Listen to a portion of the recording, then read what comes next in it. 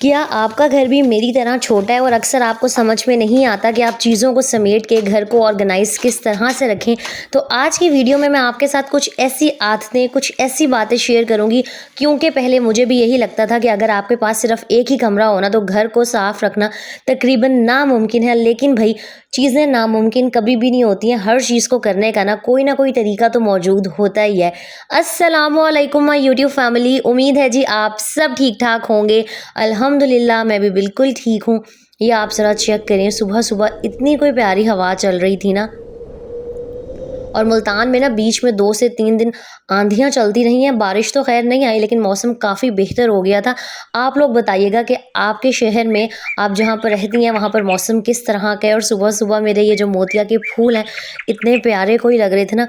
मोतिया ना मेरा मोस्ट मोस्ट फ़ेवरेट है। मतलब सुबह इसकी खुशबू इतनी प्यारी लग रही होती है। एक तो फ़जर का पुरसुकून वक़्त, ऊपर से इनकी जी हल्की-हल्की प्यारी-प्यारी सी खुशबू। ख़ैर आज का दिन भी शुरू हो गया था और बाकी के दिनों की तरह ही था, लेकिन हम हाउसवाइफ़ की ज़िंदगी में हर दिन एक ही जैसा होता है। उस दिन को प्रोडक्टिव किस तरह बनाना है ना, अपने सारे कामों को टाइमली किस तरह मैनेज करना है, ये आपके ऊपर डिपेंड करता है। मैं सुबह उठते साथ ही अपने माइंड में सोच लेती हूँ, बल्कि अक्सर तो मोबाइल के ऊपर मैं नोट डाउन कर लेती हूँ कि आज मैंने कौन-कौन से काम करने हैं, किस तरतीब में करने हैं। अक्सर हम क्या करते हैं कि बगैर सोचे समझे काम शुरू कर देते हैं। सुबह-सुबह ही हम अपने आप को थका लेते हैं, इसलिए मैं हमेशा कहती हूँ कि सुबह पहले वो काम करें जो बहुत इंपॉर्टेंट हो और जो बहुत ज़्यादा ना मुश्किल ना हो। अगर आप सुबह-सुबह ही कपड़े धोने बैठ जाएँगी या कोई ऐसा काम करेंगी जो आपको करना बिल्कुल अच्छा नहीं लगता ना, आपकी एनर्जी सुबह ही ज़ीरो हो जाएगी। और गर्मियाँ बहुत ज़्यादा हो गई हैं, और लॉन के कपड़े जो होते हैं ना, वो वैसे ही एक दिन पहन लो तो उनमें स्मेल सी आने लग जाती है। मैले तो नहीं होते, तो कपड़े बहुत ज़्यादा होते हैं। तो मैंने सोचा हुआ था कि आज मैं मशीन लगाऊँगी। क्योंकि आज मैंने मशीन लगानी थी, तो मैंने सोचा कि अभी नाश्ता बनाने में थोड़ा-सा टाइम था, क्योंकि अभी 5:30-6 ही हुए थे। तो फटाफट से मैंने सोचा कि मैं ना भिंडी की भुजिया बना लेती हूँ। और यहाँ किसी ने ये नहीं कहना इतनी थोड़ी-सी भिंडी। भाई मसला ये है कि भिंडी की भुजिया सिर्फ़ आमना ने और मेरे हस्बैंड ने खानी थी। मुझे कोई ऐसा सच ख़ास पसंद नहीं है। अपने लिए मैंने कुछ और बना लेना था। शामी कबाब भी फ्रीज़र में पड़े थे, तो मैंने सोचा था मैं शामी कबाब से ना दोपहर को खाना खा लूँगी, साथ रायता बन जाएगा। मतलब सिंपल सा मैंने मेन्यू डिसाइड किया था। मुझे पता होता है कि जिस दिन मेरे ऊपर काम जो है वो ज़्यादा है, मैंने कपड़े धोने हैं या कोई ऐसा काम करना है कि मुझे थकावट होगी ना, उस दिन मैं मेन्यू बहुत सिंपल रखती हूँ। तो बस यहाँ मैं फटाफट से ना भिंडी की जो भुजिया थी उसको बनाने की तैयारी कर ली थी। सबसे पहले मैंने भिंडी को ना वॉश कर लिया था और फिर कट किया था। 1-2 दफ़ा मैं ये मिस्टेक करती हूँ, क्योंकि मैं भिंडी को ना वॉश करना भूल जाती हूँ, और फिर जब आप बाद में उसको धोते हो ना, तो वो सारी बिल्कुल जो है ना अजीब सी हो जाती है। इसलिए हमेशा पहले वॉश करके उसे ड्राई कर लें, फिर कट करें। उसके बाद मैं यहाँ उसको वही फ्राई करूँगी। और भिंडी की भुजिया बनाना मुझे इस दुनिया में ना कोई सबसे आसान तरीन काम लगता है। कोई डिश ऐसी होती है ना जो आपको बनाना बहुत अच्छा लग रहा होता है और जो बहुत आसान होती है, तो बस भिंडी की भुजिया मुझे होता है यार कितनी झटपट बन गई है ना। ना कोई मसाला भूनने का वेट करना है, ना कुछ ज़्यादा काम करना है। हाँ, सिर्फ प्याज इसके अंदर ज़्यादा डलते हैं, लेकिन मैंने तो थोड़ी सी ही बनाई थी। अच्छा, मैंने ना सिर्फ आधा किलो ही भिंडी मंगवाई थी, और उसमें से भी ना मैंने जो बचा ली थी, मुझे पता था अगर मैं ज़्यादा बना लूँगी ना वो वेस्ट हो जाएगी। इसलिए भाई हमेशा उतनी चीज़ बनाया करें जितना आपको पता हो कि वो इस्तेमाल हो जाएगी, क्योंकि भिंडी एक ऐसी चीज़ है कि अगर बच जाए तो ना तो हम उसमें चावल डाल सकती हैं और ना ही उसका कुछ और हो सकता है। इसलिए मैंने पहले ही ना बस इतनी काटी थी जितनी मुझे पता था कि एक प्लेट ना एक टाइम में पूरी हो जाएगी। जो बच गई थी ना, उसको मैंने अच्छी तरीके से ड्राई करके इस तरह ज़िप लॉक बैग में डाल के रख लिया था। और मैं कोशिश करूँगी कि विदिन 1 वीक ना मैं इसको बना लूँ, क्योंकि ज़ाहिर सी बात है ज़्यादा देर सब्ज़ी फ्रिज में रहती है, ख़राब हो जाती है। लेकिन अगर आप इसको इस तरह एयर टाइट किसी प्लास्टिक बैग में डाल के या बॉक्स में डाल के रखेंगे ना, तो ये हफ़्ता तो कहीं नहीं जाएगी। कोशिश किया करें कि इस तरीके से ना पहले ही आपने सोच के चीज़ों को रखा हो, पहले से ही प्लान करके रखा हो। एक ये जो प्लानिंग की आदत है ना, ये आपकी ज़िंदगी बड़ी आसान बना देती है। और मुझे ना बड़ी बहनों के कमेंट्स आ रहे होते हैं कि अब तो आपके पास एक कमरा नहीं है, पहले तो आप कहती थी ना कि सिर्फ एक ही कमरा है। तो भाई मैं पहले ना 3.5-4 साल एक ही कमरे में बहुत अच्छे तरीके से गुज़ारा कर चुकी हूँ, और मैं ये सिर्फ व्लॉग में नहीं कह रही। यकीन करें, अगर आप मेरे ओल्ड व्लॉग्स जाके देखें, जब मेरे पास सिर्फ एक बेडरूम ही होता था, तब भी मेरा रूम उतना ही ऑर्गेनाइज़ लगता था जितना अब लगता है। ये जो बाहर का सिटिंग एरिया है, ये तो अब मेरे पास आया कोई तकरीबन 5-6 महीने हुए होंगे, बल्कि 5-6 भी नहीं हुए, बहुत थोड़ा-सा ही अरसा हुआ है। नवंबर में बना था मेरा ये जो सिटिंग एरिया है। तो आप खुद ही हिसाब लगा लें कि ज़रूरी नहीं है कि आपका घर बड़ा हो, कोई बहुत आलीशान महल हो, तभी आप उसे साफ़-सुथरा, नीट क्लीन रख सकती हैं। आपकी जो आदतें हैं ना, वो बहुत बहुत मैटर करती हैं। अब मुझे पता है कि एक कमरे में बच्चों के साथ गुज़ारा करना बहुत मुश्किल काम है, लेकिन वही बात है कि हर चीज़ मुश्किल ज़रूर होती है, नामुमकिन नहीं होती। ख़ैर मैंने फटाफट से भिंडी की जो भुजिया थी ना, उसको दम पे रख दिया था। नाश्ते की भी तैयारी करनी थी, तो मैंने आटा भी निकाल के रख दिया था। लेकिन पहले सोचा मैंने कि मैं मशीन ऑन कर दूँ, क्योंकि जितनी देर में मेरा नाश्ता रेडी होना था ना, उतनी देर में मेरे जो कपड़े थे वो वॉश हो जाने आने थे। एक और चीज़ इसका बहुत ज़्यादा ख्याल रखा करें कि टाइम को ना मैनेज करके चला करें। अब टाइम मैनेज इस तरह से हो सकता है कि जब आप एक काम कर रही हैं तो जो पीछे के काम हैं जो आपके मौजूदगी के बगैर भी हो सकती हैं, जैसे कपड़े आप बड़ी आसानी से अगर मशीन में ऑन करके छोड़ देंगी तो आप उतनी देर में नाश्ता बना सकती हैं या घर के बाकी साफ़ सफाई वाले काम कर सकती हैं, बजाय इसके कि आप पहले सफाई करें और फिर आप मशीन ऑन करें। तो आपको बहुत ज़्यादा जो टाइम है ना इन्हीं छोटे छोटे कामों में लग जाएगा। इसलिए भाई टाइम को मैनेज करके चलेंगी ना तो काम भी जल्दी हो जाएंगे, थकावट भी आपको कम होगी। जितनी देर मेरा नाश्ता बना था तो मेरा ये जो एक चक्कर था ये धुल गया था, इसको मैं स्पिनर वाली साइड में डाल के ऑन करके छोड़ दूंगी और जो बाकी के मेरे काम होंगे ना वो निपटा लूँगी। इस तरीके से एक ही वक्त में 2 काम हो जाएंगे। तो लाइफ में प्लानिंग और टाइम मैनेज करना भाई बहुत बहुत ज़्यादा ज़रूरी है। चाहे आप एक हाउसवाइफ ही क्यों ना है ना, हाउसवाइफ की ज़िंदगी में भी टाइम मैनेजमेंट की इतनी ही वैल्यू, इतनी ही इंपॉर्टेंस है जितनी एक वर्किंग वुमन की ज़िंदगी में होती है। नो डाउट वर्किंग वुमन को तो बाहर के काम भी करने हैं, घर के काम भी करने हैं, लेकिन भाई घर संभालना कौन सा एक 9 to 5 जॉब से ना कम है। अच्छा खैर, कपड़े बहुत ज़्यादा थे तो मैंने क्या किया था, जब मुझे पता हो ना कि कपड़े बहुत ज़्यादा हैं और बहुत ज़्यादा टाइम लग रहा है तो उस दिन ना मैं सिर्फ हाफ लॉन्ड्री करती हूँ, बाकी की ना मैं नेक्स्ट डे के लिए या 2 से 3 दिन बाद करने के लिए छोड़ देती हूँ।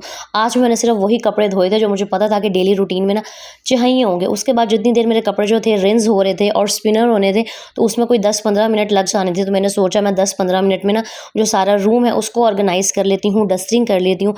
और जी अगर आपका घर छोटा है, आपके 2 से 3 बच्चे हैं, आप जॉइंट फैमिली में एक ही कमरे में रहती हैं ना, तो एक आदत भाई जिसको आपने अपने अंदर जो है ना मतलब कूट-कूट के भर लेना है वो ये कि हर चीज़ की ना एक जगह फ़िक्स करें। चाहे आप घर में खुद ऑर्गेनाइज़र्स बना लें, आजकल तो वो 120, 130, 150 वाली शॉप्स ने लाइफ बहुत आसान कर दी है। हर चीज़ के लिए एक प्रॉपर बॉक्स, एक प्रॉपर ऑर्गेनाइज़र लेकर आएँ, चाहे छोटी से छोटी चीज़ हो, चाहे बड़ी से बड़ी चीज़ हो। जब हर चीज़ के लिए एक प्रॉपर जगह आपने फ़िक्स की होती है ना तो यकीन करें घर आपका बहुत कम मेसी होता है। वरना अक्सर क्या होता है कि बच्चे कोई चीज़ ढूंढ रहे हैं, हस्बैंड ढूंढ रहे हैं और वो ढूंढने के चक्कर में ही पूरा सामान इधर से उधर हो जाता है और फिर समेटना तो आपने ही होता है।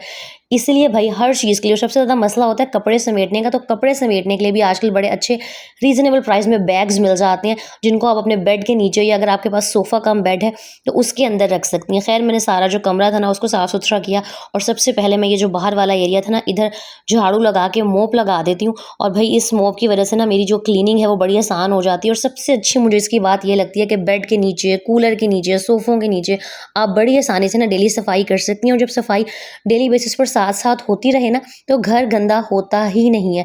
एक बात जो मैंने अपनी लाइफ में अब तक ये ऑब्ज़र्व की है जब से मैंने घरदारी स्टार्ट की है कि काम को हम जितना पेंडिंग करते जाते हैं ना उतना हमारा जो दिमाग है ना वो बोझ महसूस करता है, उतनी चीज़ें मुश्किल हो जाती हैं। इसलिए भाई मैंने अक्सर देखा है कुछ ख़वातीन क्या करती हैं, एक दिन सफाई किया फिर उन्होंने 3 से 4 दिन सफाई नहीं करनी, मतलब हफ्ते में 2 दिन सफाई हो रही है। यकीन करें वो जो आप हफ्ते में 2 दिन सफाई कर रही है ना उससे कहीं ज़्यादा बेहतर है कि आप डेली बेसिस पे 10-15 मिनट लगा के खड़े होकर बेशक झाड़ू लगा लें, खड़े होकर मोप लगा लें, तो वो कहीं ज़्यादा बेहतर है। आपकी मेहनत बहुत कम लगेगी बजाय ऐसे कि आप हफ्ते बाद सफाई करें। क्योंकि टाइल्स और मार्बल का जो फर्श है ना वो बहुत गंदा हो जाता है अगर आप एक दिन सफाई ना करें। और आजकल गर्मियों में वैसे ही इतनी आंधियाँ चलती हैं, इसलिए मैंने बाहर का पहले ये एरिया इसको वॉश किया और फिर मैं साथ ही ना मोप लगा देती हूँ क्योंकि टाइल्स और मार्बल पे अक्सर ना स्लिप होने का डर होता है।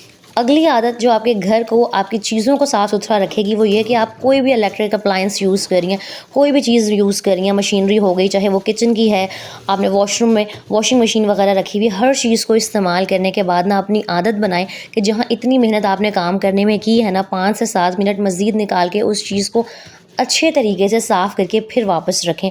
मैंने अक्सर देखा है कि जो इलेक्ट्रिक अप्लायंसेस होती हैं, चाहे वो किचन की हो गई, आपके पास सैंडविच मेकर है, ब्लेंडर है, जूसर है, हम क्या करते हैं काम करके उसको वैसे ही छोड़ देते हैं। बाद में एक तो जब आप सफाई करने बैठेंगे वो जो चीज़ होगी वो इतनी जम जाती है कि सफाई में डबल मेहनत लग रही होती है।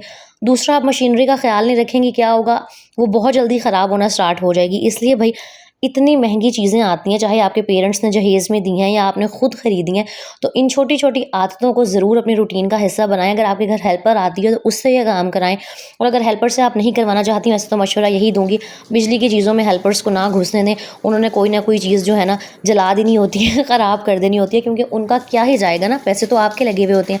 इसलिए 5-7 मिनट लगा के ना कपड़े धोने के बाद स्पेशली वॉशिंग मशीन को अच्छे तरीके से वॉश करके, ड्राई करके, हवा लगवा के फिर रखा करें ताकि आपकी मशीन भी साफ़ सुथरी रहे।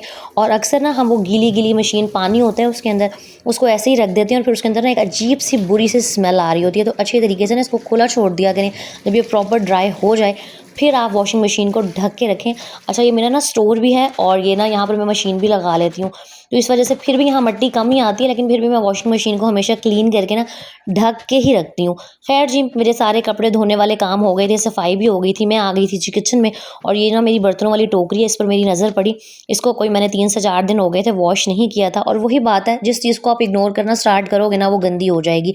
छोटे घर को साफ रखने का सबसे जो एक आसान तरीका है ना वो यही है कि डेली बेसिस के जो काम है उनको पाइल अप करने की बजाय आप साथ के साथ करें। चाहे आपका घर छोटा है, चाहे आपका किचन छोटा है। और किचन तो भाई एक ऐसी जगह है कि हम औरतों की जो आधी से ज़्यादा लाइफ है, आधे से ज़्यादा दिन है, वो किचन में गुजर रहा होता है। इसलिए कोशिश करें कि हर एक चीज़ को ना डेली बेसिस पर ना सही तो 2 से 3 दिन बाद क्लीन करने की हैबिट ज़रूर बनाएं। जैसे मुझे पता है आजकल बहुत गर्मी है और डेली बेसिस पर हर चीज़ को किचन की साफ़ करना मुश्किल है ना, तो मैं क्या करती हूँ, डेली बेसिस पे कोई ना कोई एक चीज़ पकड़ के ना साफ़ कर ली। कभी बर्तनों वाली टोकरी वॉश कर ली, कभी ये जो मेरे रैक्स पड़े हैं, क्योंकि ज़ाहिर सी बात है जब आपका ओपन किचन हो या कैबिनेट्स ना बने हो, सारा सामान आपने स्लैब के ऊपर ही रखना हो, तो जिस चीज़ के अंदर सामान रखना है एटलीस्ट कोशिश करेंगे वो तो साफ़ सुथरी नज़र आ रही हो ना। क्योंकि जब किचन का सामान या घर का सामान गंदा होता है ना, यकीन करें आप जितनी मर्जी झाड़ू पोछा कर लें, जितनी मर्जी डस्टिंग कर लें, घर कभी भी साफ़ नहीं लग सकता। अच्छा, यहाँ पर मैं आपको बताऊँ कि ना मैं इतनी जल्दी फ्री हो गई थी, हालाँकि मैंने बहुत सारे काम किए थे, लेकिन फिर भी ना नमाज़ कुरान भी हो गया था। ज़ोहर के बाद ना मुझे नींद भी नहीं आ रही थी, तो मैंने सोचा कि यार भिंडी थोड़ी-सी बनाई थी, अब मुझे पता था कि थोड़ा सालन बना है। फिर रात को टेंशन होगी कि अब क्या खाना है।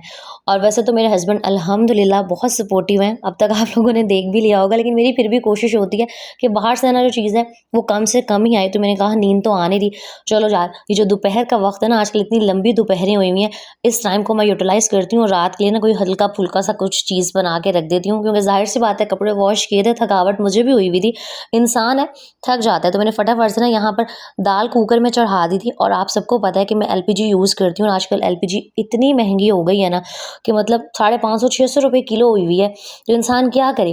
तो मैंने सोचा कि साथ ही ना मैं जो आलू है ना वो भी मैं दाल के साथ ही बॉईल कर लेती हूँ, और मैं अक्सर ही ऐसे करती हूँ।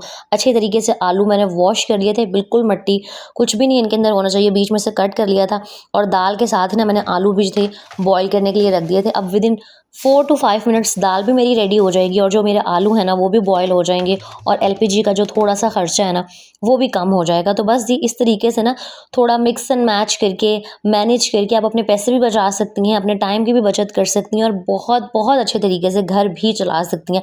यहाँ चेक करें, मुझे कुकर में दाल बनाना ना बहुत कोई सोखा काम लगता है। इतनी अच्छी घुली मिली सी दाल बनती है, आप देगची के अंदर 2 घंटे भी मुझे लगता है दाल पका लो, इस तरीके से जो टेक्सचर है ना दाल का वो नहीं आता।